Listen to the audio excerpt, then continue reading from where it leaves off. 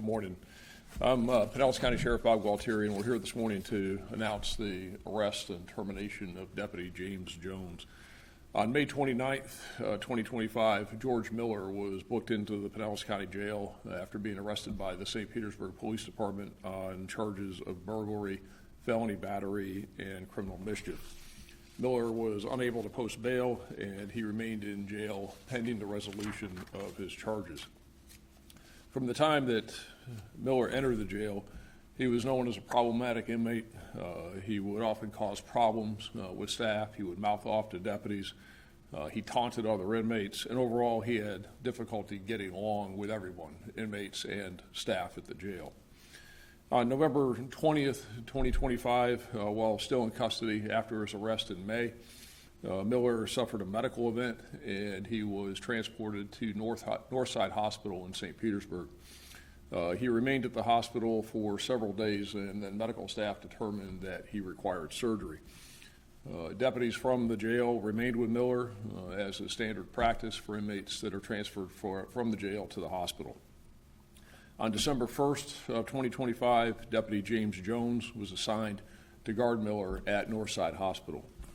Miller was in a single room at the hospital. He was confined to his hospital bed, and policy required that his hands and legs be restrained except when necessary for medical care.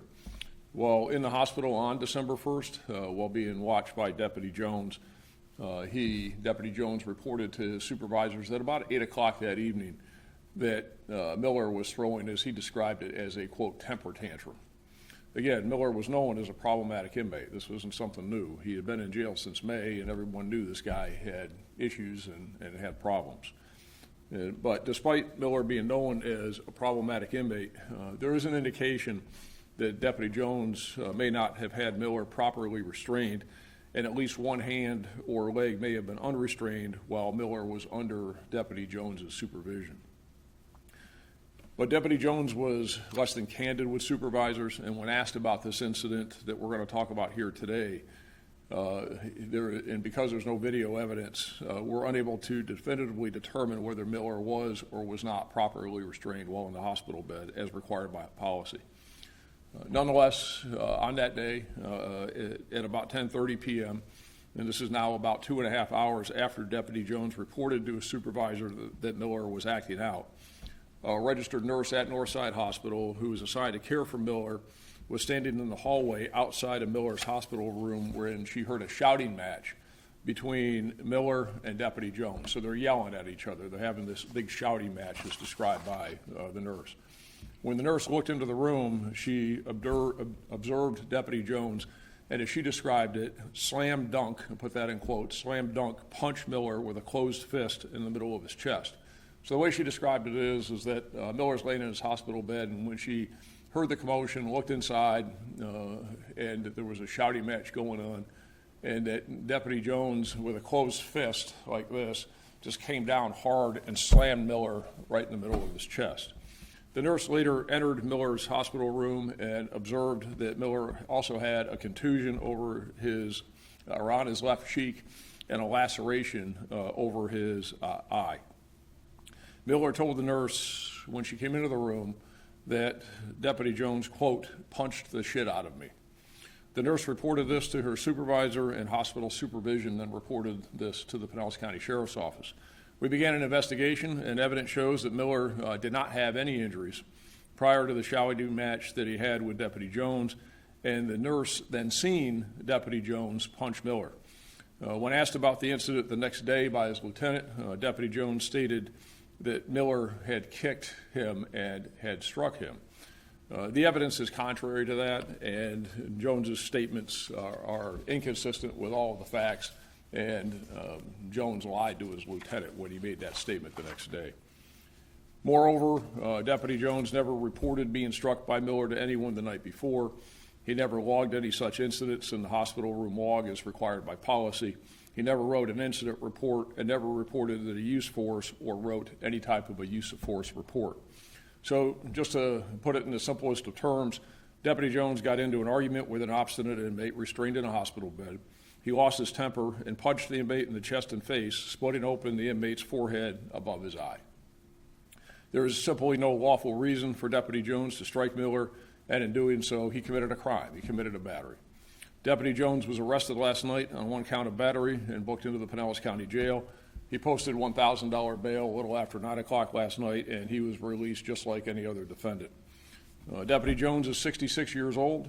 He worked for the Pinellas County Sheriff's Office since 2021, and prior to that, he worked as a correctional officer for the Florida Department of Corrections from 2004 until 2021 when he began with us. So Deputy Jones had about 22 years experience as a correctional officer between his time here and his prior employment with the Department of Corrections. He was fired immediately upon his arrest last night.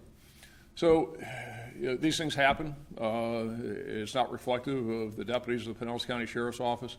As I said, what the evidence shows is that there was a screaming match between Jones and Miller, and Jones didn't act as a deputy sheriff should act. He didn't act professionally and just handle the situation. He lost his temper and he split open Miller's eye, punched him in the chest and split open his eye, and he's got to be accountable for that. So he was treated like everybody else. He's charged with a crime. He's fired. He's gone. As we always are, we're forthright and transparent when these things happen. Occasionally they do happen. It's not a good moment, but when you have the amount of inmates that pass through the jail and the amount of deputies we have, we've had these things happen over time. But we always hold people accountable, and it's things that happen. So, anybody have any questions? Sheriff, is it standard procedure to just have one deputy with an inmate? Did that change? How's that? No, and I'm not going to get into the specifics of hospital security and what we do and don't do, because that can be a very sensitive topic. But there are times, certainly, okay, and sometimes we'll have multiple deputies. And I'm not saying during the whole time. I mean, we have other inmates in the hospital, so there's a lot of staff around. We have adequate personnel there. In this particular case, at that moment, it was a one-on-one situation.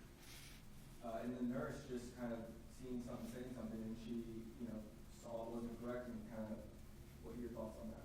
Yeah, I mean, she did her job, and she did what was right. Obviously, she was concerned and probably, appalled with what she saw. Realized that it wasn't right, and she did the right thing, absolutely the right thing. She did what she should have done. I mean, there's no question that Jones was wrong. He did everything wrong, and he wasn't following policy anyway. Again, as I said, he was lying about stuff. The inmate probably wasn't properly restrained. We're having some trouble figuring out exactly what was restrained or not. Inmates mouth off, okay, so that's what we do. I mean, go figure what. That's something new and novel. You got mouthy inmates. It's, we got 3,200 of them sitting out there. So, he just needs to be professional and handle it. But he lost his cool. He lost his temper, punched him in the chest, as I said, really slammed down hard on his chest and punched him in the face strong enough with his fist to, as they would say, bust open his eye. So, that's bad, and he's accountable for it. We'll just give a chance now to sort of reiterate these policies to make sure that other deputies won't lose their temper like this again? We have almost 3,000 employees here, 1,500 deputies. 1,499 of them are going to do the right thing. We have good policies in place. We have good practices in place. We have good deputies. Occasionally, something like this happens. Jones had 22 years as a correctional officer. He had a lot of time in the Florida Department of Corrections as an officer. He had the last 4 years here as a deputy. Never had any issues or problems, and he lost it. So I don't think this is one of those things. We don't need new policies or procedures. We don't need to send a message. Everybody gets the message. That's the environment you work in. Be professional. Deal with it professionally. Don't lose your cool. And this guy just, he lost his cool. So this is an anomaly. It's a one-off. Again, every so often we have a situation where somebody does something that they shouldn't do, and this is one of those cases. But when that happens, the message is sent. You're going to be treated like everybody else. We're going to be forthright and transparent about it. We're going to call it what it is. And he got booked into jail just like Miller was booked into jail. So. Our people do a good job. They do the right thing. We got the right protocols and policies in place. We got the right culture, the right climate. Everybody knows what the deal is. But when somebody screws up, then the consequences happen, and that's what's happened here. Again, the guy is 66 years old. He had 22 years in the system. 3 years away from retirement, that ain't gonna happen for him. Were there any other incidents with this deputy in the past, or was this more of a one strike and you're done? Yeah, I don't know of any other ones. We don't know of any other ones. This is a one-time thing. Like I said, he just lost his temper. He lost his cool. There's no indication that there were any other problems with this deputy. We didn't see anything. There was nothing that we saw this coming. There was no, performance issues. There was nothing like that. So this is just one of those things that happens. All right, thanks, everybody.